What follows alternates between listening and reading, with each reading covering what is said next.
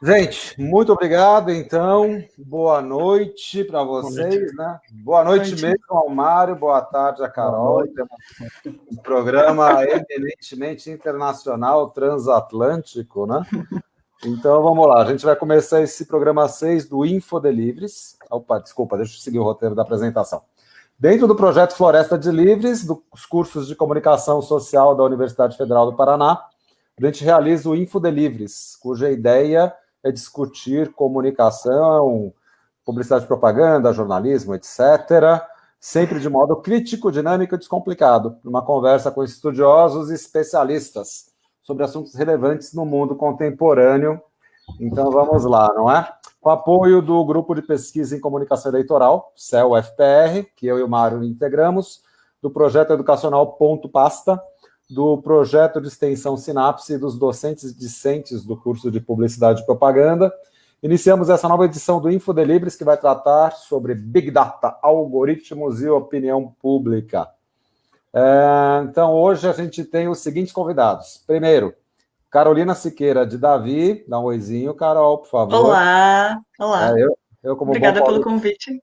Eu, como bom paulistano, vou assim abreviando o nome de todo mundo, né? Então, vamos lá. A Carol... From USA. Fala, JR. Espera um minuto. From USA, né? Oh, yeah. Estou aqui. Short-term scholar na Tulane University. Não sei se eu acertei. Isso aí. Nova Orleans, Estados Unidos. Terra do nosso querido presidente laranja, né? Donald Trump. Não tão querido, mas enfim, está lá pelos Estados Unidos. Então, a Carol, ela pesquisa sobre ensino de jornalismo de dados nas universidades. Doutorando em comunicação na Federal de Santa Maria, mais uma docente adepta da balbúrdia, provavelmente, não é? Fato. E organizadora do e-book Métodos e Técnicas para Pesquisas em Comunicação e Política. Carol, novamente, obrigado.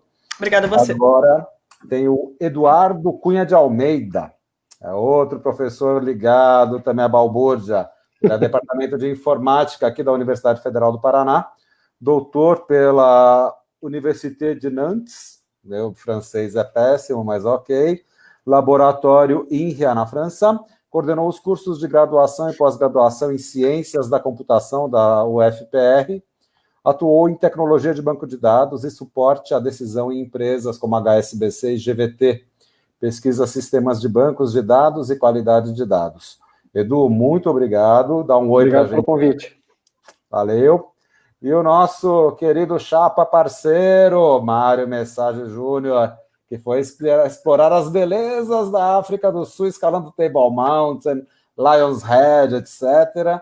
E fazendo pós-doc, né, Mário? Então, o Mário é professor de comunicação da Federal aqui do Paraná. No tempo que sobra, né? Espero que em breve esteja de volta depois para fazer balbúrdia e dar aula, né? Mestre em Letras e Linguística e doutor em Ciências da Comunicação. É autor de 2 livros, Teorias da Comunicação Aplicações Contemporâneas e Outros Junhos Virão. E tomando vinho, porque afinal de contas, balbúrdia internacional sempre é mais legal, não é? Sim. Mário, muito obrigado também por poder colaborar aqui. Então, agradeço a todos e agora eu vou fazer aquela contextualização básica. Gio, se você puder minimizá-los, me deixar maiorzinho agora, este é o momento. Ops. Muito bem, obrigado, Gio. Então, vamos lá, gente. Começando. O escândalo da Cambridge Analytica, com vazamento de informações sobre guarda do Facebook para empresas e consultores com envolvimento em marketing político e, na verdade, essas pessoas tinham uma atuação efetiva nos processos eleitorais que acabaram por definir os rumos da União Europeia com a vitória do Brexit inglês e também nos Estados Unidos foram decisivos para a vitória eleitoral de Donald Trump, que, embora tenha recebido menos votos que Hillary Clinton, venceu no sistema dos colégios eleitorais dos Estados Unidos, faturando alguns swing states decisivos para levá-la à Casa Branca. Ou seja, menos votos, mas conseguiu ser eleito presidente pelo sistema deles. Que ambos os eventos têm em comum, além de definir a mudança de rumos do planeta? Ambos foram usados por movimentos conservadores para alcançar o poder. Isso é um dado que eu tenho pesquisado, que eu acho muito instigante, como os conservadores têm se valido de tecnologia para conseguir difundir, né, seus posicionamentos de uma forma muito mais efetiva que a esquerda festiva ou outras ideologias. Ambos sofreram críticas severas quanto aos aspectos éticos. Ambos se valeram do conceito de microtargeting, que é a gente acabar direcionando mensagens em caráter quase pessoal para pequenos grupos de eleitores que acabaram sendo decisivos no processo tanto do Brexit quanto no processo da eleição de Donald Trump. A eficiência do uso de Big Data, algoritmos e inteligência de marketing para influenciar a opinião pública, que tem esses marcos que eu citei para vocês agora, contemporâneos, na comunicação política, foram chave para um questionamento dos aspectos éticos do uso de informações pessoais, disponibilizadas espontaneamente por usuários da internet, em troca de, basicamente, nada. Ou talvez de algum tipo de entretenimento, relacionamento, desconto, e daí vai. Por exemplo, quando a gente usa o Google, os dados são coletados toda vez que a gente faz uma busca, toda vez que a gente envia um e-mail pelo Gmail, compartilha um documento pelo Drive, usa o Maps para achar algum endereço ou destino, assiste algo no YouTube, usa o navegador Chrome, enfim. Tem a capacidade de armazenar conversas, senhas, localização, compras, sites mais acessados, obviamente, não é só o Google, né? Esse rastro digital vale para o Facebook, com Instagram, WhatsApp, Messenger e outras variadas empresas. Então, nossos data são expostos sem que reflitamos sobre o que pode ser feito com eles. E muita coisa pode ser feita. Então, quando a gente pega, por exemplo, o Edward Snowden, que revelou que o NSA investigava um monte de cidadão norte-americano, como também investigava a presidenta Dilma, como investigava a presidenta Angela Merkel, você percebe que é algo que saiu do controle. Então, os dados, eles estão aí, e não é simplesmente interesse comercial, há interesses geopolíticos envolvidos, e um exemplo também bem relevante para ser destacado é o Julian Assange com o Wikileaks, que também, né, é um outro perseguido político, assim como Edward Snowden. Afinal de contas, enfrentar o poder é algo temerário, perigoso, mas ao mesmo tempo é necessário. Tem dois autores aqui, só para a gente iniciar. Então, tem o livro Trust Us, We Are Experts, de Sheldon Rampton e John Strauber, mostra como um trabalho de relações públicas eficiente pode relativizar a percepção da realidade com especialistas, a serviço de corporações ou de associações idôneas independentes. Quando a gente pensa, por exemplo, na questão da cloroquina, você tem um pesquisador francês ou poucos pesquisadores que acabaram fazendo uma publicação muito rápida, sem aval científico, e isso ganha uma visibilidade muito grande. Será que tinha algum interesse corporativo por trás, alguma indústria farmacêutica, alguma coisa? Porque eles tiveram uma visibilidade muito maior do que os estudos que mostravam a ineficácia. Isso é uma questão para a gente verificar, para a gente refletir como a gente dá pesos iguais, como a imprensa dá pesos iguais, mesmo para questões que são assimétricas. Muitas vezes pessoas que defendem que o aquecimento global não é causado pelo homem, que é uma minoria dos cientistas, eles recebem um espaço similar à grande maioria dos cientistas que afirma que a gente está na fase antropocênica, se não me engano, que é a transformação também do meio ambiente por ação humana. Tem um outro aspecto que é bem divertido do livro do Yuval Harari, O Homo Deus, em relação à pesquisa publicada pelo Facebook, em relação à eficiência do algoritmo do Facebook na predição do que vai acontecer, do que a gente gosta, etc. Então, os algoritmos só precisavam de um conjunto de 10 likes para superar as predições dos colegas de trabalho, 70 likes para as dos amigos, 150 para dos familiares e 300 para se sair melhor do que o cônjuge. Em outras palavras, se você tivesse clicado em 300 likes em sua conta no Facebook, o algoritmo poderia predizer suas opiniões e desejos melhor do que seu marido, sua mulher, né? Enfim. Aí já pode voltar todo mundo aí, Gio, por favor. Então, nessa dinâmica de Big Data, algoritmos e inteligência artificial, facilita a criação de bolhas sociais e possibilita, de modo mais efetivo, a manipulação da percepção da realidade. Então, a gente vai discutir agora com os nossos convidados qual a situação atual, né, em relação a esses temas. A gente vai começar, então, com o Eduardo Almeida, que ele vai dar uma noção de Big Data e vai se divertir aí por 15 minutos, dividindo o conhecimento dele com a gente. Edu, novamente, muito obrigado. Está com você, meu caro. Obrigado pelo convite, Ari. Oportunidade de mostrar um pouco o que é o conceito do Big Data, né? Porque o pessoal acaba que a gente observa, né, em jornais, etc. e tal, parece que Big Data virou um grande saco sem fundo de dados e tudo que eu coloco lá dá um jeito de tirar e a coisa simplesmente acontece por mágica, né? Então, o que eu vou mostrar para vocês é o que é o conceito. Na verdade, não tem uma definição formal, né, que a minha área de banco de dados que segue, mas basicamente todo mundo segue mais ou menos uma mesma ideia do que seria Big Data, e aí mostrar o que a gente gera de dados a cada 60 segundos e como é que o pessoal está monetizando isso, porque muita gente entrega o dado gratuitamente. E aí mostrar que a gente entrega gratuitamente, e o pessoal pensa que é só o Facebook ou o Google. Eu vou contar uma historinha depois para vocês, que a coisa é um pouquinho pior do que a gente pode imaginar. Então eu vou compartilhar a minha tela. Por gentileza, vocês me digam se vocês estão vendo o compartilhamento. Aqui, eu quero mostrar para vocês. Ari, você está vendo essa tela? Bom, aqui eu quero mostrar para vocês, não sei Professor, a gente está vendo, tá? Tá vendo? Tá. Então aqui vocês estão vendo um slide que eu preparei, quer dizer, na verdade eu não preparei, um infográfico da IBM para a definição que a pessoal segue do que é Big Data. Então a gente segue a ideia dos 4 Vs, a teoria dos Vs que a gente chama, onde a gente tem volume, variedade, velocidade e veracidade. Então vamos começar com o volume, que no final das contas o pessoal imagina por causa do Big Data, em que a gente está tratando com grandes quantidades. Então o volume é o que acaba sendo mais indicado se falar agora.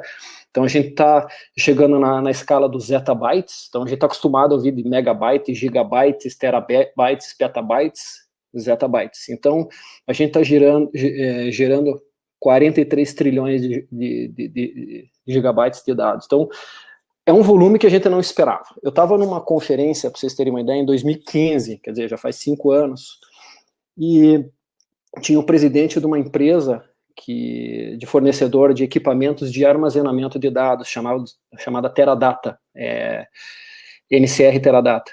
E ele estava dizendo, na época, 2015, que em 2021, para vocês terem uma ideia, a gente vai gerar mais dados no mundo do que a gente consegue armazenar.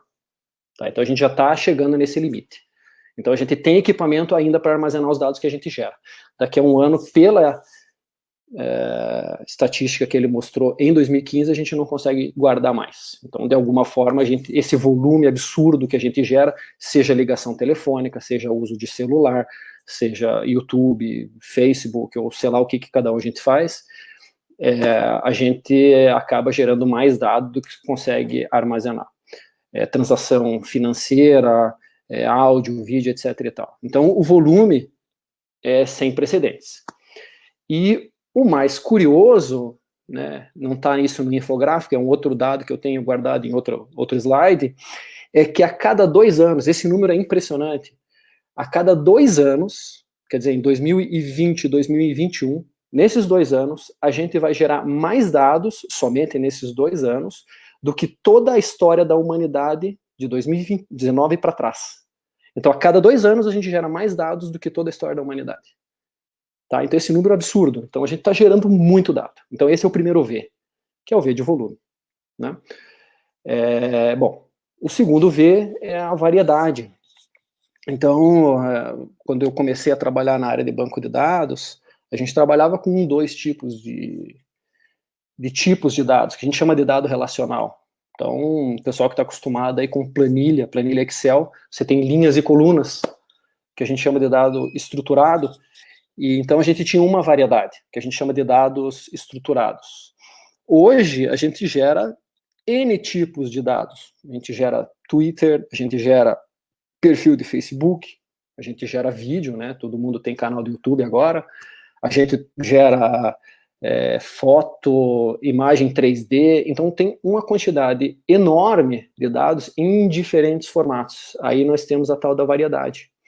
E antigamente, na área de banco de dados, principalmente da onde eu venho, como você consultava esse dado de um formato só, a gente tem uma tecnologia consagrada há 40 anos que faz isso muito bem, mas e aí quando eu começo a coletar informações ou dados com variedades diferentes, como uma imagem, um vídeo, como é que eu consigo dizer que aquele registro de uma transação financeira tem referência com o Eduardo e com uma foto minha ou com um vídeo meu do YouTube? Então, a partir de agora, isso é um outro problema que o Big Data trouxe. Então, esse é outro V. Antigamente, eu tinha uma chave, por exemplo, o meu CPF, e com o meu CPF eu ligava, que aquela transação financeira é igual aquele meu cadastro, por exemplo. Agora, com o vídeo, não. Eu não tenho o CPF marcado em todos os vídeos que eu faço, ou em todas as fotos que eu faço, muito menos em todo o Twitter. Cada Twitter meu eu não faço, eu coloco o meu CPF para ligar. Então, a pergunta, no caso da variedade, é como é que eu consigo integrar isso de uma certa forma que eu consiga mostrar essa informação. E aí a gente vai para o terceiro V, que é a velocidade, né? Eu falei um pouco do volume, que a gente gera muito dado, mas também tem a história de eu conseguir gerar dado numa velocidade nunca vista antes, né? Então, a gente tem, eu vou mostrar um outro gráfico, um infográfico daqui a pouco, o que a gente faz a cada 60 segundos. Mas, claramente, você imagina que cada vez com esse volume está gerando mais dados numa velocidade muito maior. E os sistemas que a gente usa até hoje, isso é mais estranho. Nos sistemas de conta corrente dos principais bancos, como Itaú, Bradesco, Banco do Brasil, que a grande maioria deve ter conta, no final das contas, usa tecnologia de 40 anos atrás. A gente ainda usa sistema legado aos montes, e com essa velocidade toda, a maioria dos sistemas não foram preparados. Então, é outro problema a velocidade está trazendo, né? Como, por exemplo, mercado de ações, ou joinha de Facebook. Então, a gente gera dado numa velocidade nunca esperada. Sensores de dados é um outro exemplo. Daqui a pouco, a gente vai ter carro andando sozinho, né? Eu vi uma palestra numa conferência que eu fui em 2018, e um dos professores que era palestrante na época, ele dizia que ele era um professor muito famoso, na minha área ele ganhou o prêmio Nobel, né, o que a gente chama de Turing Award, chama-se Michael Stonebraker, ele é professor do MIT, e ele faz parte do board do governo americano, na parte de Big Data, banco de dados, Big Data, e ele estava falando que a partir de 2025, nas highways americanas, vão trafegar somente caminhões sem intervenção humana. Quer dizer, o caminhão vai dirigir sozinho, no final das contas. E aí, para o caminhão dirigir sozinho, ele tem que usar sensor para tudo quanto é lado. Então, ele vai gerar dados numa velocidade muito grande. Por quê? Porque o caminhão ele tem que dirigir sozinho, ele não pode bater nos outros carros, ele tem que saber aonde que ele vira, onde ele não vira, etc. e tal. Se ele acelera, se ele freia, ele vai funcionar 24 horas por dia. E aí vão ter pontos de coleta de caminhão, onde, quando o caminhão sai da highway, ele entra, para no estacionamento, e aí que entra um condutor humano para dirigir dentro da cidade. E isso a gente está falando agora em 2025, nós não estamos longe disso. Então, Big Data sendo usado, né, para dirigir caminhão, mas vejam que eu estou falando a velocidade, o volume, a variedade, e daqui a pouco a veracidade, eu estou falando da perspectiva de um problema. Então, tem um problema de volume, a gente gera mais volume que precisa, que consegue armazenar, a gente tem uma variedade, que a gente consegue entender essa variedade para dar uma informação única de uma pessoa. A gente tem a velocidade, a gente gera uma velocidade absurda dado, seja via sensor, seja via transação financeira, ou sei lá qual. E, finalmente, o quarto V que está sendo muito falado é a veracidade, né? É o tema da moda. Será que aquele dado que eu estou vendo, eu posso confiar nele, né? O tal do fake news, né, a mentira, não sei como é que a tradução isso em português, me parece a mentira, né? Então eu posso confiar naquele dado, então essa veracidade não é só no sentido de mentira também. Eu posso ter, imagine, um sensor do carro, eu estava falando de velocidade, que estragou, e o carro vai tomar uma decisão sobre um dado que não está correto, né?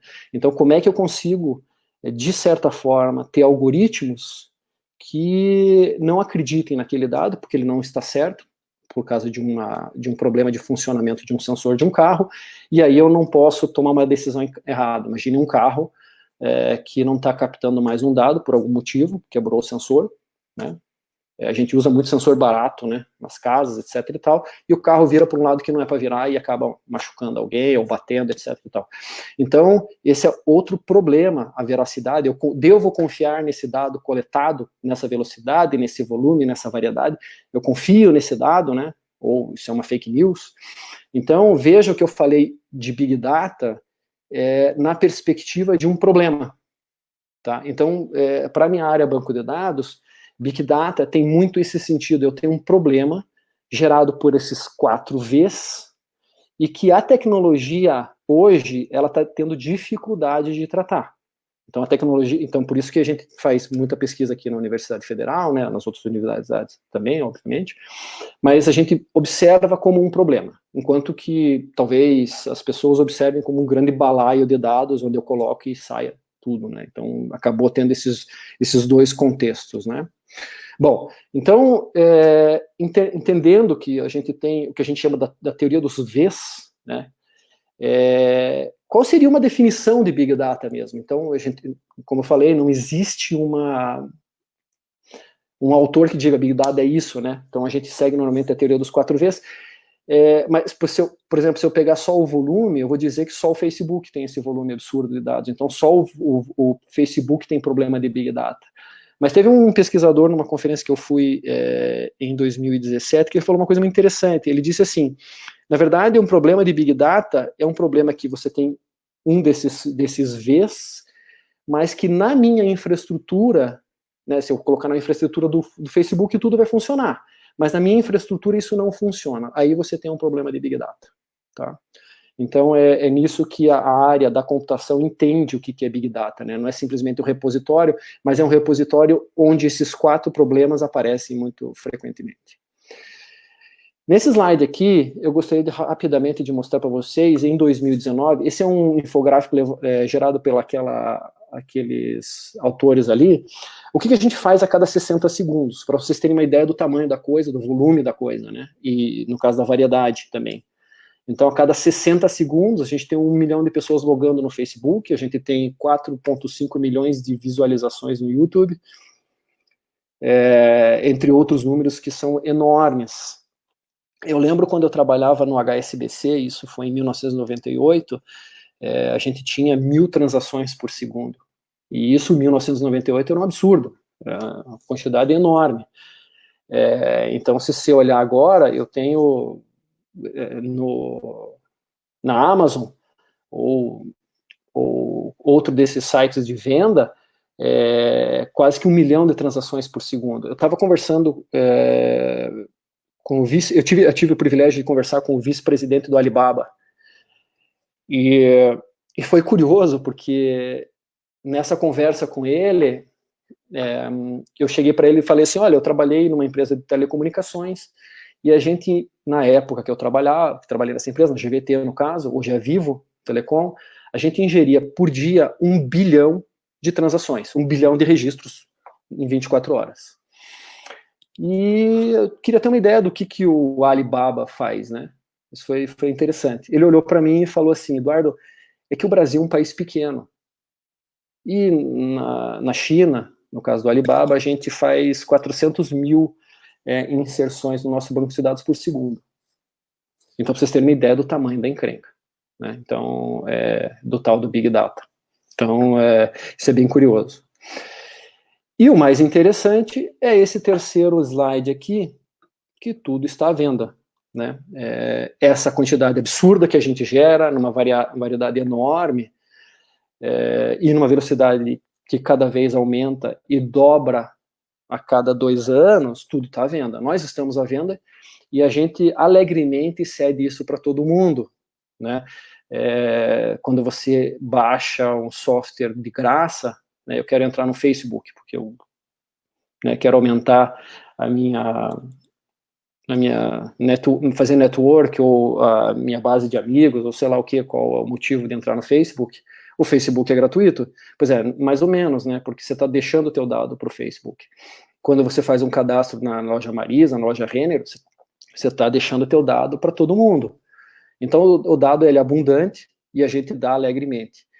E o mais interessante é que, se não me engano, em 2014, eu posso estar errado na data, as empresas que vivem de dados, como Google, Facebook, etc., elas ultrapassaram em valor de mercado as empresas de petróleo. Ou seja, o dado ele é muito mais valioso do que o petróleo. Isso é claro, né? A gente recebe um bombardeio de propaganda, de oferta de produto, etc., o tempo todo. E vem da onde? Vem de nós mesmos. Nós cedemos os dados, né? A todo momento. E uma coisa interessante que quando a gente fala de venda de dados ou usar Facebook, normalmente os exemplos que a gente dá, deixa eu parar o compartilhamento e voltar para mim aqui, quando a gente dá esses exemplos de compartilhamento de dados, né, ou de venda de dados, é sempre o Facebook o grande bandido, é sempre o Google. Eu não estou dizendo que eles não são, né, eles realmente estão captando os dados a todo momento, e a gente está dando alegremente. Mas tem um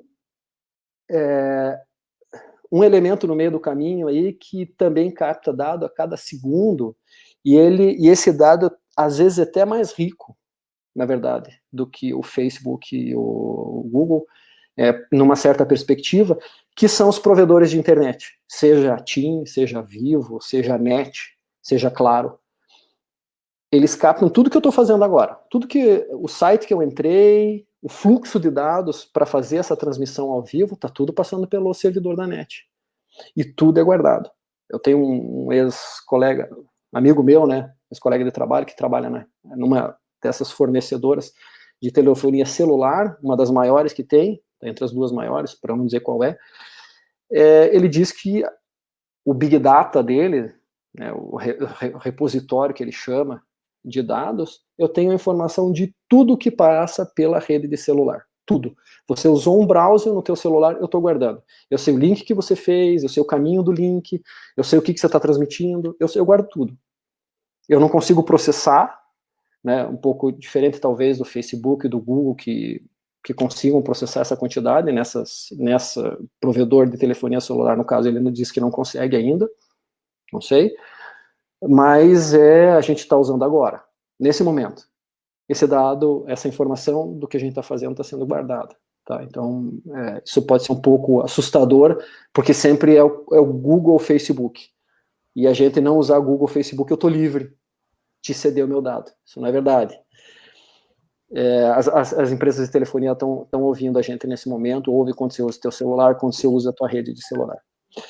Bom, e aí a história toda é como é que eu uso o dado. Eu posso usar para o bem, posso usar para o mal. Né? Então, eu vou dar um exemplo de um bom uso do dado. A gente está observando isso agora, nesse momento, que é o Covid. A gente tem uma iniciativa ali no Departamento de Informática, na verdade, o setor de exatas, em colaboração com o Departamento de Informática, Física, o pessoal da Saúde, Epidemiologia, Estatística, que é o site do Covid, covid.c3sl.ufpr.br, onde a gente faz um estudo do Covid, do que está acontecendo no estado do Paraná. A gente tem também os dados do Brasil, mas em particular a gente focou no estado do Paraná. Esse é um projeto do professor Marcos Sunier, né? E a gente está ajudando, captando dados de vários locais, então é um problema de variedade. A gente tem um problema de recepção de dados e uma quantidade grande de dados que a gente não sabe. Então a gente tem volume, a gente tem variedade, a gente tem veracidade também. Será que esse dado está correto? Né? Lá pelas tantas, algumas semanas, o dado sumiu. O governo parou de deixar a gente ver o dado, ou só podia indicar que a gente só tinha 1.000 pessoas contaminadas ou 1.000 pessoas mortas. De repente, o dado, e como ele é cedido, desaparece. Daí é um problema de variedade. Então, vocês percebam que só nessa história do Covid, eu já aparece os 4 vezes. Mas é uma iniciativa que a gente está fazendo, diversos pesquisadores, como eu falei, da física, da estatística, para o lado bom. Então, como é que a gente fornece esse dado para a sociedade de forma mastigada, que você possa ver gráfico, como é que está a evolução. A Celepar também fez uma que você conseguia ver mapas de onde tinham focos em Curitiba. Então, a gente está servindo a sociedade, tentando resolver um problema de Big Data. Né? Então, dentro de um grande número de informações que eu cato de algum lugar, eu resolvo um problema de Big Data e forneço para a sociedade essa resposta. As empresas também se favorecem disso.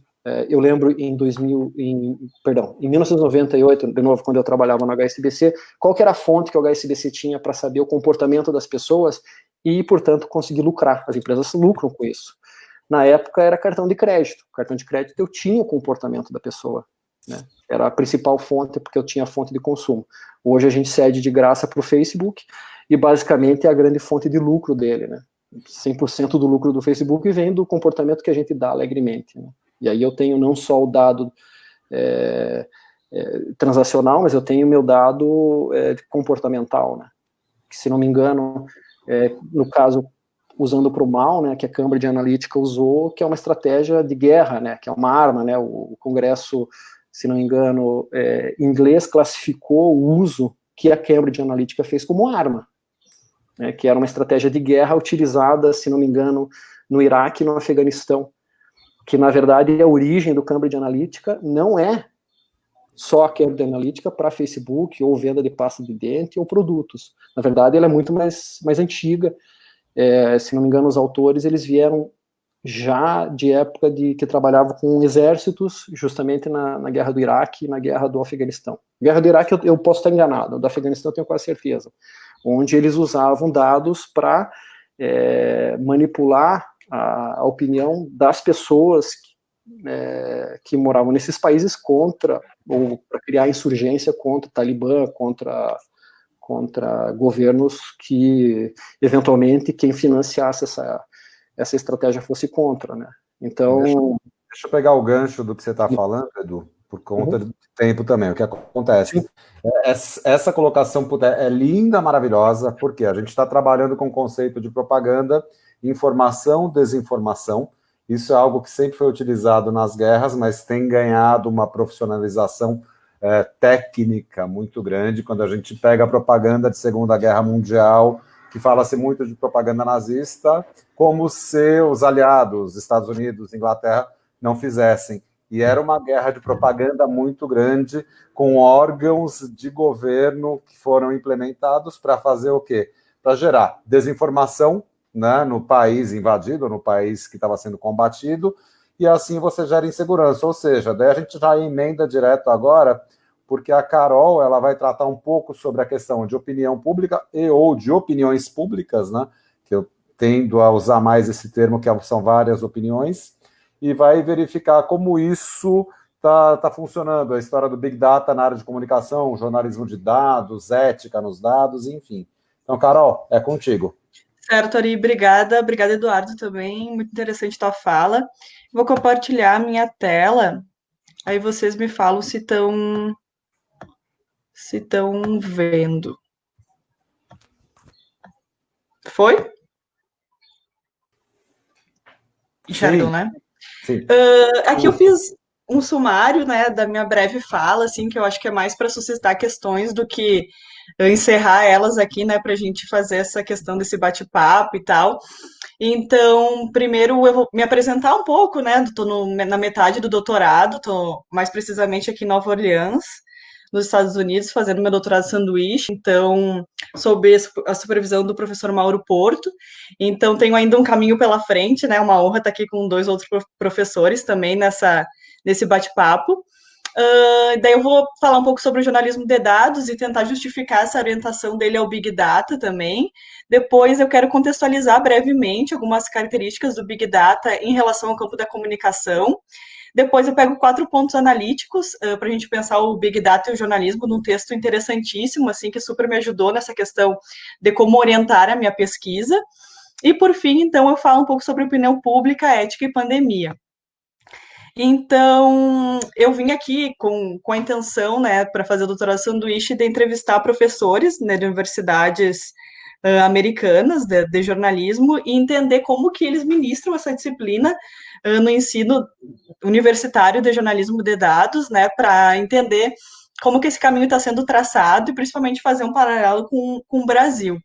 Então, o que a gente tem, né, no jornalismo de dados, assim, e querendo muito mais abrir as definições do que fechar, né, eu acho que nos ajuda muito mais a gente abrir, é que ele se serve muito da reportagem assistida por computador, né, que é aquela subespecialidade do jornalismo, vamos dizer assim, que usa da base de dados públicas, uma análise sistemática, muito ligada ao jornalismo investigativo, e também se serve muito do jornalismo de precisão, do Philip Meyer, né, que é essa questão de tu aplicar métodos científicos na produção de notícias, então tu ter uma hipótese, tirar conclusões a partir daquilo. Mas hoje, mais precisamente, eu gosto muito da definição do Bradshaw, que ele fala que o jornalismo de dados é uma convergência entre o jornalismo, a pesquisa investigativa, a estatística, a programação e o design. Então, muito diferente da reportagem assistida por computador que deu início assim, esse trabalho com dados, hoje a gente tem uma grande parte dos jornalistas usando a visualização de dados, a interatividade como uma parte bem importante. Então, só para dar esse panorama assim, sobre o que eu estou falando, tem também esse texto do Coddington, né? Depois eu deixo o meu contato se alguém quiser alguma referência, assim, que ele compara 3 tipos de subespecialidade do jornalismo, então, reportagem assistida por computador, jornalismo de dados e jornalismo computacional, e ali focando na questão epistemológica, ou seja, tu entender as notícias, enfim, produzir notícias a partir de amostras ou a partir do Big Data.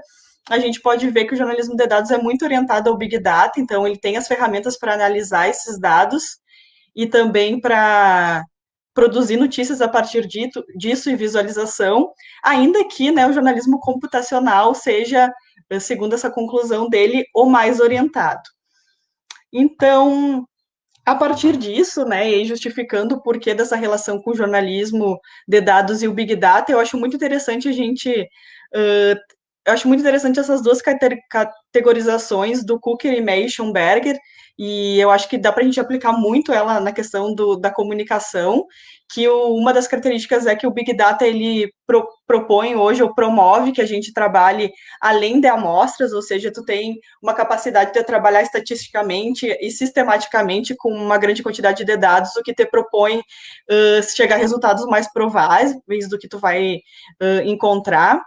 E uma outra questão também que eu acho muito interessante é pensar o Big Data como hoje a gente tem a possibilidade de datificar coisas que anteriormente a gente não conseguia. Ou seja, colocar em dado, desde a questão do GPS, por exemplo, que é uma categorização, né, longitudinal e mais matemática, mas até questões mais subjetivas, como comportamentos, os likes, por exemplo, do Facebook, do Instagram. E aí a gente vê, então, todo um mercado, como até o Eduardo estava falando, e o mercado que está cada vez mais assumindo essa roupagem de que, sim, nós estamos categorizando, nós estamos armazenando muitos dos seus dados. Acho que isso está ficando um pouco menos velado, ou talvez a gente tenha construído esse pensamento, né, para tentar se proteger também, embora seja bem complicado. E eu acho que dá para a gente pensar também numa questão que o Amadeu da Silveira fala, que hoje essa compra e venda de dados pessoais é uma moeda, né, no mundo digital e no mundo financeiro. Então, a gente vê, por exemplo, empresas como a Exxon e a Experian, que elas se definem como corretoras de dados pessoais.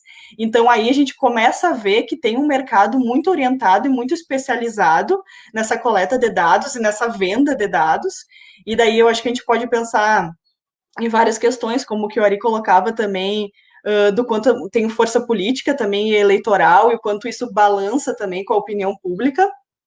E, sem contar também, além disso, tem uma certa dicotomia, porque tanto o governo faz sentido para ele ter essa coleta, né, quanto as empresas privadas. Então, aí a gente vê 2 formas de coletas que são bem ativas dos dados, assim, e isso meio que me parece que deixa a gente sem saída, assim, para tentar se proteger, né? Porque a gente vê 2 âmbitos aí, público e privado, jogando juntos nessa coleta dos dados. Bom, passada essa categorização, eu acho muito interessante esse texto que eu havia comentado do Lewis e Westland, que eles acham uma maneira de colocar em pontos analíticos essa relação do Big Data e do jornalismo, e eu acho muito interessante. Então, o primeiro ponto é o epistemológico, ou seja, como que o jornalismo analisa esse Big Data a ponto de produzir conclusões e fatos e produzir uma notícia e embasar aquela notícia a partir do Big Data. Eles também falam da expertise, ou seja, como que o jornalismo negocia essa autoridade com outros campos da informática mesmo, essas habilidades computacionais para entender o Big Data. O econômico, ou seja, como que o jornalismo se serve dessas novas formas de captação de recursos que as plataformas proporcionam, né? E a gente vê vários jogos, né, negociações entre os jornais de botar conteúdo no Facebook, de não botar, de fazer um sistema de inscrição, de pagamento, de mensalidade também pelas notícias. E tem um ponto muito interessante que talvez seja um dos mais falados quando a gente pensa em dados, que é que dado é esse, né? Como que ele foi coletado, como que ele vai ser divulgado. Não tem como a gente pensar em dados sem pensar nessas questões, porque, e eu vou falar um pouco mais para frente também, a gente sabe que eles não são objetivos, né? Todo dado é coletado de uma certa forma, ele é divulgado de uma outra forma. Inclusive, até dia 22, agora começa um curso sobre a ética nos dados pelo Centro CNAE. Eu acho muito interessante, quem tiver a fim de fazer pode entrar em contato comigo, que eu passo o link. Enfim, acho que é umas coisas bem legais, um curso online gratuito da Universidade de Austin, no Texas. E, enfim, então esse ponto ético eu acho que é muito interessante para a gente pensar os dados, e é mais ou menos por ele que eu vou, assim, para a gente pensar a quem serve esses dados, e aí entrando mais, né, no meu último ponto, que é justamente tentar fazer um paralelo entre opinião pública e ética na pandemia, ou seja, eu acho muito interessante a gente pensar, por exemplo, o que é essa opinião pública, e daí a gente tem que saber que isso é uma discussão que está em voga há muito tempo, né, nas ciências sociais e no jornalismo também. Então a gente tem grandes autores como Lippmann, tem o Bourdieu também, que é o qual eu vou me servir mais aqui, falando que é muito importante que a gente entenda que a opinião pública ela é uma ficção, por isso talvez faça mais sentido falar em opiniões públicas, porque não existe uma opinião pública entendida como um somatório aditivo de todas as opiniões de todas as pessoas, de forma que a gente consiga ter uma média das opiniões. Isso é puramente um aspecto instrumental, né, que a gente vê em jogo por esses vários campos sociais. Então, quando a gente vê pessoas justificando certos atos pelo Brasil ou pelo melhor do país, né, a gente vê essa essencialização bem num termo do Charradot, assim, de tentar unificar as opiniões, quando na verdade tem muitos interesses por trás, né, desses campos sociais, vamos dizer, da área da saúde, na época da pandemia, na área do jornalismo, enfim. Então, eu acho que é muito importante que a gente entenda a opinião pública como, na verdade, uma ilusão, né, e sempre pensar que toda e qualquer opinião ela tem um recorte de classe, gênero, cor, constrangimentos também, vivências, subjetividades. Então, na verdade, eu gosto muito mais de pensar, enfim, e o Bourdieu já dizia também, né, que até para tu ter uma opinião, tu precisa de uma certa capacidade, né, de entendimento da sociedade. Então, é muito certo que nem a opinião está ao alcance de todo mundo. Então, acho que é muito mais importante, muito mais válido a gente entender a opinião pública como, na verdade, um jogo estratégico entre os campos sociais, né, que eles se servem desse termo tão carregado, que é o povo, que é a democracia, para justificar determinados atos, enfim. E aí tem alguns exemplos, né, já finalizando minha fala, por exemplo, quando o Bolsonaro fala que vai mudar a metodologia e não divulgar o total de mortes por retratar melhor o país, a gente tem que pensar que país que ele quer dizer, para quem é esse país e para que opinião pública ele está se referindo. E eu acho que a gente consegue ver esse jogo também, que eu estava falando, entre campos sociais, quando, por exemplo, o Bolsonaro sinaliza essa mudança que acabou não acontecendo, e o STF, né, um campo judiciário, vem justamente mandar ele oferecer esses dados, porque é um direito do povo. E aí também teve o presidente, né, o Beltrame da CONAS, que falou que os dados são propriedade do povo, então a gente vê aí esse conceito de opinião pública sendo servido a várias pessoas por seus interesses, né? E... achei que tu... Tem o tempo ainda, Ari? Tem o tempinho? Vai, manda bala. E daí tem mais um constrangimento ainda, que é... Ou seja, o jornalismo também se serve, né, dessa opinião pública, do que deve ser divulgado, dessa questão da democratização, dessa questão da transparência. E com essa questão da metodologia, a gente viu também um constrangimento de um outro veículo, por exemplo, o The Guardian, falar que o Bolsonaro, quando ele quer mudar a metodologia, ele, na verdade, está tendo uma forma de governar totalitarista. Então, a gente consegue entender, eu consigo entender, por exemplo, esses conceitos como opinião pública, transparência, democracia, como muito pertos um do outro e muito fazendo parte desse jogo estratégico entre os campos. E na questão dos dados, eu acho que é muito importante falar ainda nessa questão da mudança da metodologia do Bolsonaro, justamente isso, que os dados eles não são objetivos. Tu pode escolher como tu vai coletar eles e tu pode escolher como tu vai divulgar eles.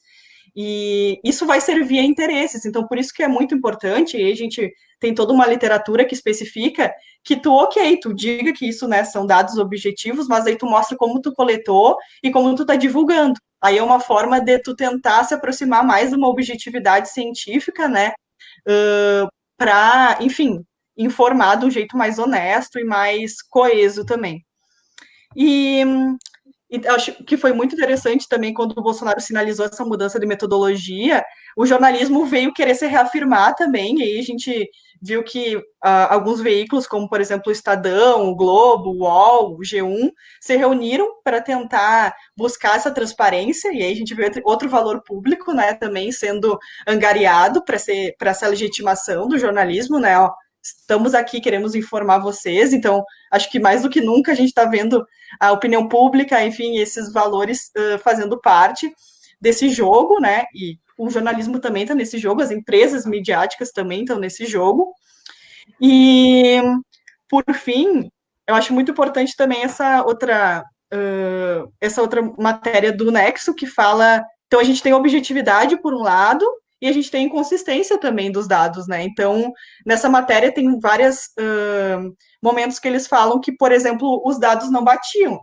eram ambos dados do Ministério da Saúde, mas eles estavam duplicados, não estavam em padronização, então, às vezes falar em dado cria uma certa magia que vai ser objetivo, que tu vai conseguir trabalhar, quando, na verdade, existem muitos erros, e agora na pandemia a gente vê mais do que nunca o quanto isso implica na nossa saúde, né, na questão de vamos reabrir ou não as cidades, vamos viver uma vida, né, um pouco normal. Então, eu acho que, mais do que nunca, a gente tem que entender os dados como parte do trato humano e o quanto é importante tu mostrar como que tu coletou eles e como tu vai divulgar eles.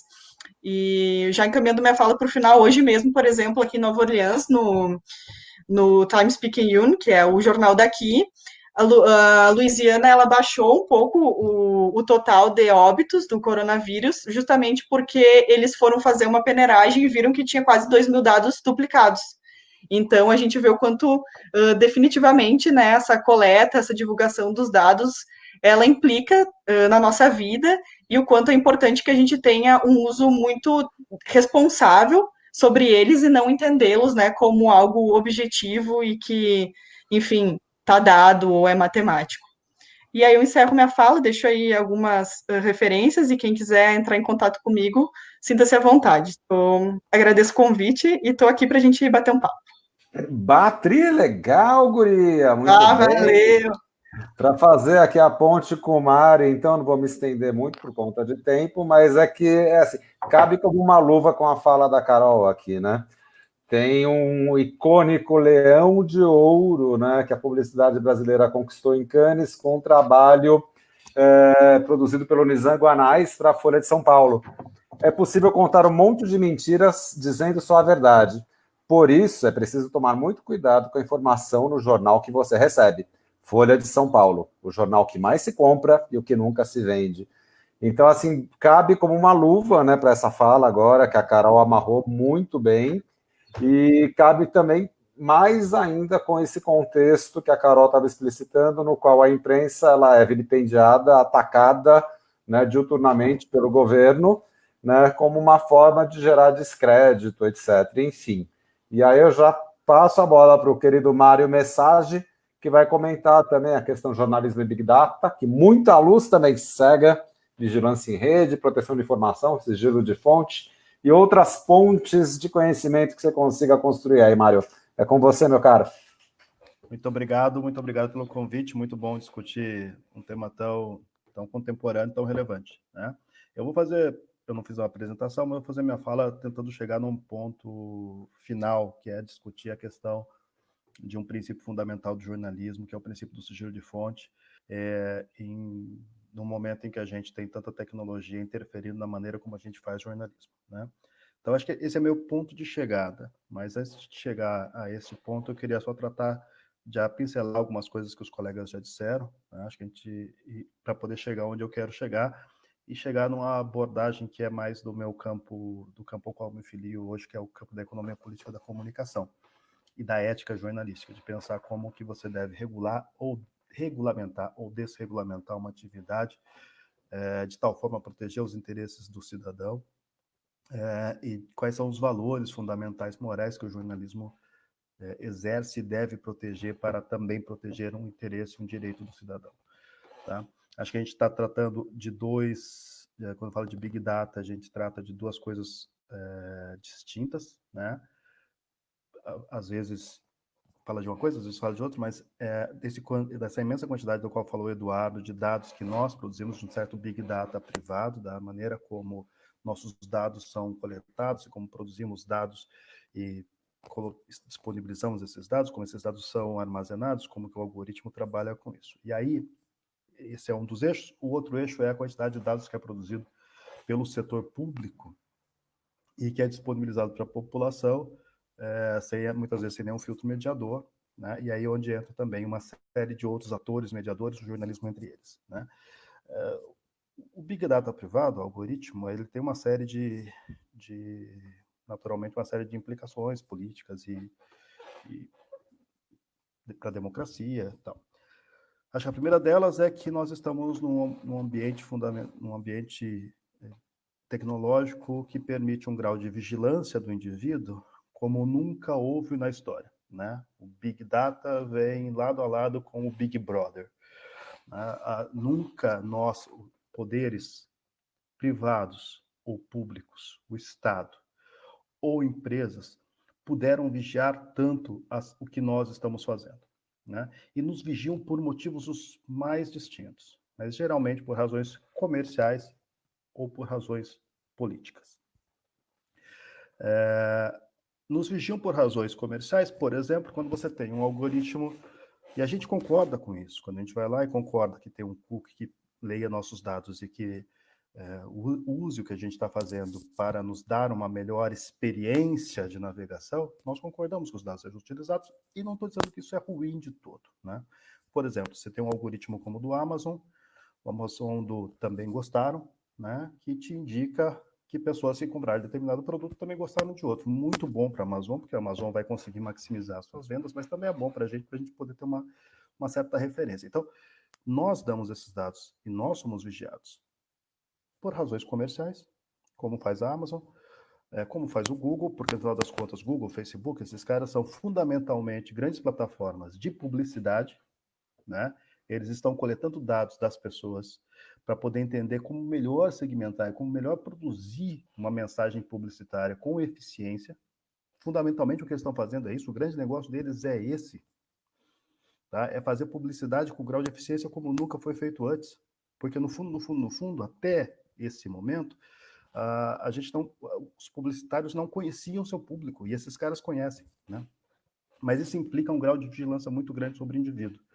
E esse grau de vigilância, muitos países estão preocupados com isso. O Brasil, inclusive, com o Marco Civil da Internet, regulou qual é o grau, como que isso deve ser, como que essas informações devem ser coletadas, como devem ser tratadas, quais são os limites do que pode fazer uma empresa privada com os dados que coletam do meu traçado na internet ou os dados que eu ofereço para ele voluntariamente. E aí, com esses dados que o algoritmo atua. E o algoritmo atua por uma lógica que não tem nada a ver, muitas vezes, com nenhum interesse democrático. Aí que ele produz efeitos bolha de confinar pessoas a certos universos de conteúdo, tá? Ou produz fenômenos como o das fake news, né? Porque no fundo, o algoritmo do Facebook ou o algoritmo do Google ou de qualquer rede social só quer, no fundo, ele quer te oferecer o conteúdo que mais te interessa, porque ele quer maximizar a quantidade de tempo. No fundo, do que a gente está falando é do tempo das pessoas, né? É do grande bem que se disputa hoje, que é o tempo das pessoas. Eles querem ganhar o tempo das pessoas e por isso que servem esses algoritmos. O problema, esse conceito de o tempo, de disputa sobre o tempo, é do professor Tim Wu, que é um norte-americano, e é também dele a frase que diz que esses grandes da internet são gigantes sem alma, né? Esses caras são muito diferentes dos grandes atores da comunicação que os antecederam, as grandes emissoras de rádio, de televisão, de jornal, porque estes, ao menos, como discurso, se colocavam como produtores de um interesse social, como defensores de um interesse social. Google, Facebook, Alphabet, Amazon, Facebook, Microsoft, tá? Faltou para mim a quinta grande, né? Não tem nenhum compromisso com nenhuma, não faz nenhum discurso. Eles são empresas que têm pura e simplesmente uma finalidade comercial, né? Não estou dizendo que o grupo, a NBC não tinha finalidade comercial, mas eles faziam um discurso de defesa do interesse público. Mesmo as empresas telefônicas norte-americanas e as empresas telefônicas do Brasil faziam um discurso de defesa do interesse público. Esses caras se apartaram desse discurso, né? Então eles são o que o professor Tim Wu chama de gigantes sem alma, né? E eles nos colocaram frente a frente com o dilema de escolher entre a melancia e a democracia, que é de um texto do Tal Center, né? Porque eles fizeram um experimento na internet de colocar vários elásticos numa melancia, vários elásticos, para ver até quanto a melancia resistia e quando que ela ia estourar. E isso tinha um grande apelo. A gente sabe, é o tipo de experimento que tem um apelo gigante. Mas qual a relevância disso? À medida que o algoritmo coloca na nossa frente só aquilo que nos interessa ao público, que bem que ele está prestando para a sociedade no fundo. E isso tudo é fruto de uma postura desses grandes, que é de se recusar a interferir nos conteúdos que eles transitam, né? E aí, por isso, que eles abriram as portas para as fake news. Porque fake news é muito mais divertida do que news, né? Então você entende por que o público vai atrás de fake news. Fake news para quem sabe, até saudável. Você olha lá e acha engraçado uma notícia que nitidamente você vê que é falsa. Mas as notícias falsas têm muito mais apelo, né? E com base também nesses gigantes sem alma, também foram os grandes agentes que venderam informação. Se a Cambridge Analytica existiu e produziu o efeito que ela produziu, o que não é tão certo assim, porque a Cambridge Analytica supervalorizou seu passe, né? Ela pôde fazê-lo com a parceria desses grandes gigantes, que não têm menor pudor de vender os dados para que sejam utilizados de maneira política, né? Isso, a Apple, Ari, faltou a Apple. Então, tudo isso está na esfera do Big Data privado, de como que a gente está gerando dados e esses dados estão sendo armazenados e manipulados e relacionados e organizados pelos algoritmos e por aí vai. E o outro grande ator que tem interesse nesses dados, que não é o mundo privado, é o mundo público, é o Estado, né? Aí o risco de onde você tem estados autoritários, como na China, disso se converter num grande instrumento de controle, ou na Coreia do Norte, ou do Sul, né? Se isso se converter num grande instrumento de controle do povo pelos seus governantes, né? Existe um outro grande dado, e aí, por exemplo, quando a gente fala da pandemia da Covid, nós estamos falando dos dados que o Estado deve prover. E é uma grande quantidade de dados também. Tá? Uma grande quantidade de dados que, a rigor, para o cidadão comum, não serve para nada. porque ele não consegue entender essa grande quantidade de dados. Então, você tem que ter, obrigatoriamente, instrumentos mediadores. E os grandes dois instrumentos mediadores, para poder traduzir esses dados em dados que sejam claros para o cidadão médio, são o jornalismo, por um lado, que vai ter que, com todas as competências da qual falou a Carol, competência estatística, visual, de lidar com esses dados, vai ter que ter, o jornalista vai ter que ter a competência de tornar os dados legíveis, claros, relevantes para o cidadão comum. E o outro é o pessoal do hackativismo, que é o pessoal que está criando, como o pessoal do software livre, os movimentos hackativistas, os caras que estão codificando e criando ferramentas que permitam que esses dados sejam lidos por instrumentos simples. Por exemplo, por um mecanismo de referenciamento que pegue dados sobre violência na cidade e que faça o mapa da violência na cidade, dizendo em cada região que tipo de violência é mais comum. Esses dados estão dados, são públicos, mas eles não servem para nada para o cidadão comum. Agora, se você tiver uma ferramenta que media esses dados vão se tornar dados relevantes para o cidadão, né? E legíveis para o cidadão. Então, aí você tem a outra ponta do processo, que é a quantidade de dados que o poder público funcione, como que o Estado, como que alguns elementos, instrumentos mediadores devem trabalhar com esses dados. Tá? Bem, vivemos uma fase do desenvolvimento da civilização que a lógica da privacidade está cada vez mais sob ameaça. Né? Os vazamentos, seja do The Intercept, com as gravações da Lava Jato, seja de gravações de membros do governo, tá? Os vazamentos daquilo que a gente trocou uma mensagem pelo WhatsApp, né? Isso que eu ia perguntar para o Eduardo, eu vou perguntar no final. Isso está sendo registrado aqui no meu dispositivo, no WhatsApp e no provedor de acesso de internet. Você tem vários lugares onde esse dado está sendo registrado. Então, eu queria que esse dado seja protegido e seja privado como uma conversa que você tenha com um amigo, só você e ele, num lugar onde só estão vocês, num parque onde não tem mais ninguém por perto, é ilusório. Tá? Então, a gente vai ter que ter, de alguma forma, proteção para o cidadão para essa conversa privada, já que ela está tão frágil. Por outro lado, tá? E aí chegando ao meu ponto, o sigilo de fonte está sendo totalmente redesenhado. O sigilo de fonte era uma coisa que o jornalista prometia para a sua fonte e podia garantir, porque ele, em geral, conversava com a fonte, ou pessoalmente, ou no máximo por telefone analógico, que sequer guardava registro da conversa.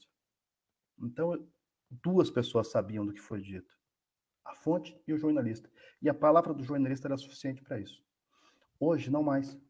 Hoje, a fonte vai fornecer esses dados. Em geral, muitos dados são inclusive saem de bancos digitais, saem do Big Data. Tá? Muitos dados saem por aí, são transferidos muitas vezes por uma tecnologia, até porque eles são em grande quantidade, não é mais uma conversa como Garganta Profunda e Watergate, mas é uma quantidade, um volume considerável de dados, né, que são transmitidos para o jornalista. E o jornalista passa a ter que conhecer não só de como tratar os dados, mas como proteger os dados. E passa a ser uma competência do jornalista, não ele saber, mas pelo menos ele entender basicamente como que ele estrutura um sistema de proteção da fonte e proteção dos dados. E aí a gente entra na esfera da criptografia. Como que ele vai criptografar os dados de tal forma que ele proteja o dado e proteja a fonte. Que no final das contas, no fundo, é o que é o projeto Wikileaks. O Wikileaks é um projeto de cypherpunks, do pessoal ligado à criptografia, tá? Para garantir para os whistleblowers, para os informantes. O que são os whistleblowers? São as antigas fontes protegidas por sigilo pelo jornalismo. Pessoas que querem vazar um dado. E qual dado que é relevante? Não o dado privado do que o sujeito fez. Esse tem que ser protegido mesmo, da minha vida privada, pessoal. Mas o dado daquilo que é de relevância para a sociedade como um todo. um desvio de conduta. Por isso que, do ponto de vista moral, aquilo que fez o Intercept, por exemplo, é defensável porque o que se escondia sobre aquela privacidade era uma conduta ilegal. E aí, o jornalismo sempre, ao longo de toda a sua história, se valeu de fontes com acesso privilegiado à informação para poder desvendar estas práticas ilegais ou dessas práticas corrompidas. Tá? Então, aí a gente tem que separar. E é muito delicado o debate, porque ao mesmo tempo que a gente tem que defender que o cidadão tenha direito à proteção da sua privacidade, a proteção da privacidade não pode servir para impedir que o jornalismo consiga ter acesso a informações que são fundamentais para produzir jornalismo, para produzir denúncia. Tanto é que, assim, hoje mesmo, quando o Queiroz é preso e pegam o celular deles, é óbvio que a Polícia Federal não está tratando aqueles dados que estão no celular da Queiroz como algo que é protegido pelo sigilo que é de direito do cidadão, mas como uma informação fundamental para desvendar crimes. Então, na esfera da ética jornalística está esse limite muito tênue do que você pode revelar ou não. Do que você pode revelar ou não.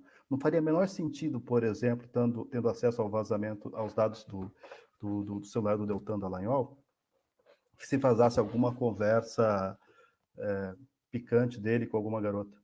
Faz o menor sentido. Faz o menor sentido. Ou ele falando besteira com os amigos. Faz o menor sentido. Ou ele falando a mesma coisa altamente machista com um grupo de amigos. Não faz sentido. Não faz sentido, porque o interesse público está naquilo que ele fez como procurador. Tá? E aí eu acho que esse limite, o Intercept, deu uma lição de como lidar com isso. Nada disso veio à luz. Mas, ao mesmo tempo, eles tiveram que dar um jeito de proteger os dados. Porque no mundo em que a briga está se dando com ataques e contra-ataques digitais, esses caras têm que dar um jeito de replicar esses dados em vários servidores criptografados de diversos países, para inclusive garantir que sequer o Estado brasileiro consiga impedir que eles façam o trabalho deles. Né? Então, acho que aí eu chego no final da minha fala. Né? E só para finalizar, chego no final da minha fala, acho que o que sintetiza bem são os princípios cypherpunks, do grupo lá do Assange. Né? O Estado tem que ser absolutamente transparente. Não pode haver informação privada no que se refere ao Estado. O Estado tem que ser absolutamente transparente. E o cidadão tem que ser protegido da vigilância dos poderes econômicos ou dos poderes públicos. E no meio disso tudo, o jornalismo tem que andar no fio da navalha para saber que tipo de informação é relevante para que, inclusive, se desrespeite o princípio da privacidade. Né? E para saber lidar com esses dados em grande volume, para saber proteger esses dados e para saber proteger as fontes desses dados. Né? É o sigilo de fonte digitalizado, que é bem diferente e é muito mais complexo do sigilo de fonte, como a gente estava acostumado até este momento que a gente está vivendo. Muito obrigado, é isso, amigos. Estou vendo que o tempo está quase. Legal, ainda tem que ter o tempinho do jabá do livro, né, Mário? Outros junhos virão. Sim, tem o jabá do livro. Carol também tem o livro.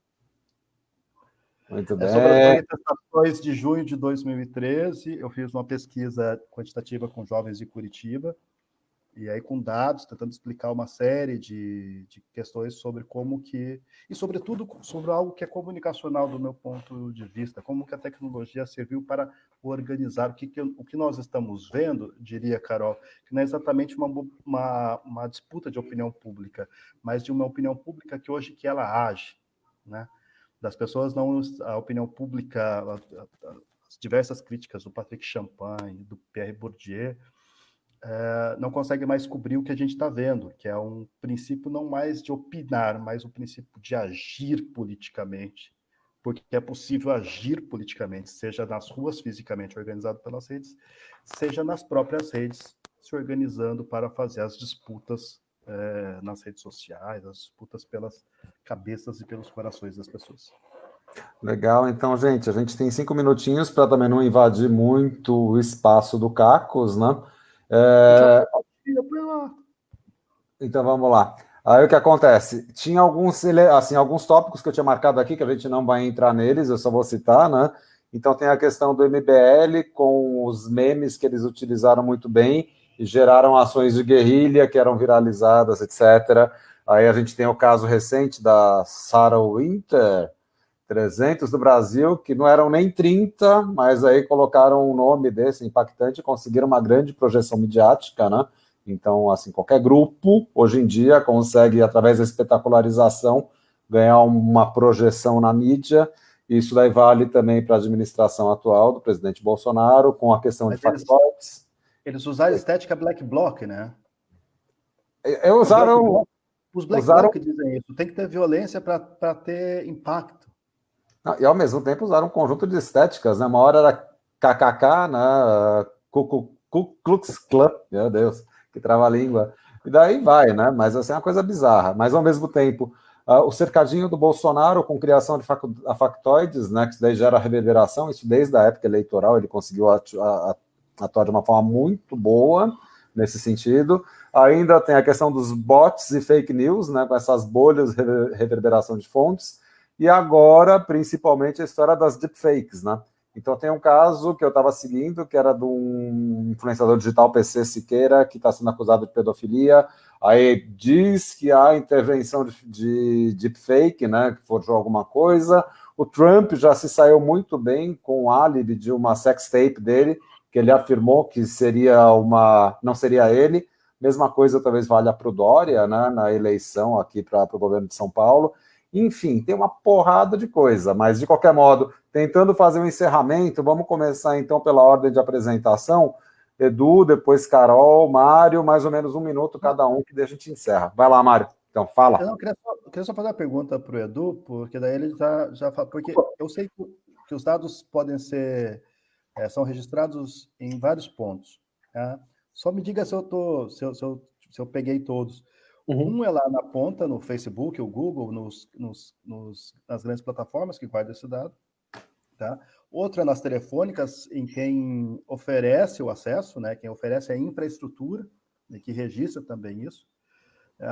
E também o navegador consegue registrar, né? O Chrome ou o Firefox e tal. E, muito modestamente, os nossos dispositivos, que é o mais precário para registrar o que a gente fez, a fase de apagar e tal. Mas são esses 3 pontos ou tem mais lugares onde esses dados são coletados? Olha, do ponto de vista computacional, você entrou na internet, você entrou numa rede de computador, já era. Sim, mas né? O navegador, o provedor e a plataforma. Cada um, na verdade, vai conseguir pegar os teus dados de uma certa granularidade. Por exemplo, se você tiver... eu estou no meu browser agora, eu estou vendo tudo, mas eu estou dentro de uma aplicação chamada StreamYard. Então, não necessariamente o StreamYard vai mostrar o dado para o Chrome. O Chrome sabe que o tráfego que está saindo é do StreamYard, mas o que está dentro ele pode estar criptografado pelo StreamYard, que tem ali até um cadeadinho, então provavelmente a gente está saindo criptografado. Ele sabe que o fluxo de dados está vindo do StreamYard. Então, ele sabe que está tendo uma live do meu computador aqui, do computador do Eduardo. Ele sabe onde eu estive, ele não sabe o que eu fiz. Exatamente. Agora, quem sabe o que você fez é o StreamYard. Esse ele pode saber. A não ser que ele garanta a privacidade. Né? O Facebook garantiu a privacidade por muitos anos. Vocês viram o que aconteceu em 2014, né? No Cambridge Analytica. Sim. E aí, você confia agora? Não mesmo. Não mesmo. Eu tenho um número curioso, que eu posso estar errado, mas o Android e o iPhone, eles estão nos ouvindo, né, a cada 6 segundos. Né? O iPhone acho que é 6 segundos e o Android é a cada 4 segundos. Né? O microfone ouve o que a gente está fazendo. E aí? Tá ouvindo aqui tudo. O Snowden tinha razão. Né? Aquela famosa cena dele com a namorada que ele levanta exatamente. Tem uma piadinha que a gente falou, né? Tem uma piada, você conta uma piada, a Amazon tá me ouvindo, Daí você ri, a tua esposa ri e a Alexa ri também. É isso aí. Gente, então vamos lá, assim, aquela famosa frase, a guisa de encerramento. Vai lá, Edu, um minutinho mais ou menos, depois Carol, depois Mário, e aí a gente fecha. No caso do Big Data, a gente está sendo ouvido, a gente está sendo monitorado. Tome cuidado com o que você mostra, com o que você coloca, porque você está conectado na internet, o dado já foi, não é mais teu. Eu acho que o dado é uma propriedade da pessoa e deveria ser protegida como tal, como meu carro, meu computador, sei lá, minha roupa, é minha propriedade. Eu deveria ter poder sobre ela, infelizmente não acontece mais. Então tenham muito cuidado, né? Eu acho que é isso que é uma mensagem importante com o teu dado. Uma informação bastante importante, fazendo um link com a apresentação da Carol, 90% dos dados são sujos. Tá? Isso tem literatura mostrando. 90% dos dados são sujos. Então, do ponto de vista, quando você vai verificar sua fonte, talvez como jornalista, tem que tomar um cuidado a mais, porque a gente gera muito dado e está sujo. E agora, com o tal do deepfake, a probabilidade é piorar absurdamente o que vai acontecer. Eu posso estar falando aqui, mas não é o Eduardo. Né? Tem um algoritmo que mostra, eu falando, na verdade aparece uma foto do Trump ou do Obama, falando exatamente o que eu quero. A tecnologia já existe e funciona muito bem. Então tomem cuidado nas próximas eleições. O que vai acontecer? Os vídeos que a gente vai receber do Lula falando, será que é verdade que aquele vídeo é dele? Então, o Big Data, os algoritmos de Machine Learning, inteligência artificial, também podem ser usados para o lado errado. Então tomar muito cuidado com os dados que você recebe, se você passa para frente. Eu acho que isso... Então, e a pergunta que eu deixo será que a gente vai ter uma eleição justa algum dia? Com toda essa informação suja chegando, deepfake, o que aconteceu com o Trump, o que aconteceu com o Bolsonaro, e com todas essas informações que a gente está dando aqui, dado sujo, e etc e tal. Será que algum dia a gente vai ter informação que a gente possa chegar a uma decisão justa? É isso. Carol, obrigado pelo convite. Amarre, Carol. Valeu, Edu. Não. Tá Você sem... tá no mudo. Eu só queria agradecer pelo convite, foi um prazer fazer parte desse bate-papo com dois professores, né? Eu acho muito interessante, acho que tem que parabenizar a iniciativa também de chamar professores da informática, de chamar gente que pensa jornalismo, de chamar gente que pensa comunicação e se reinventar também, né, nesses novos tempos. Eu acho que essa pandemia veio nesse momento aí para a gente pensar novas formas de fazer várias coisas, acho que o jornalismo está numa delas também. E desde que seja com muita responsabilidade, honestidade, acho que está valendo tudo. Então, só queria agradecer mesmo e me coloco à disposição também. Obrigada. Obrigado, Carol. Mário? É bom. Eu acho que nossos problemas faz muito tempo que não são mais disciplinares, eles são transdisciplinares. E eu acho que o campo das ciências da computação é um campo que tem muita clareza disso, de que ele tem que se relacionar com outros campos. E a comunicação, infelizmente, ainda não tem a clareza necessária de quanto ela é transdisciplinar, né? E por isso que eu acho muito bom discutir jornalismo e todas essas questões que nos afetam com uma pessoa que é do campo da ciência da computação e que efetivamente tem várias coisas para nos dizer que são absolutamente pertinentes e que são exclusivamente do campo dele. Por quê? Porque nós estamos hoje com problemas muito, muito, muito, muito próximos. E para a Carol, que está nesse desafio de pensar, de ajudar a entender como que a gente vai formar os jovens para lidar com Big Data, com certeza vai ser de um jeito mais transdisciplinar. Não sei como, mas vai ser de um jeito mais transdisciplinar. Tá, então, gente, para encerrar, eu tinha recebido numa corrente de Zap, né, um vídeo em que o Olavo Carvalho ele falava que o livro do Mário era o livro de cabeceira dele, então a gente conseguia ler assim os lábios. Não sei se é deepfake ou não. O jornalista comprar, vendia horrores.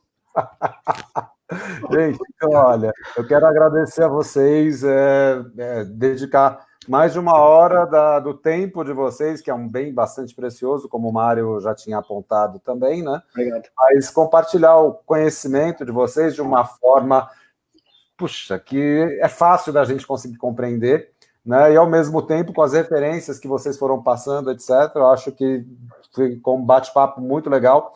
Agradeço mesmo, de coração, não é? Obrigado, Ari. E não é de fake isso, é de verdade. Agora, Gil, pode entrar aí. Gente, muito obrigado. Mário, abraço nas meninas aí na África do Sul.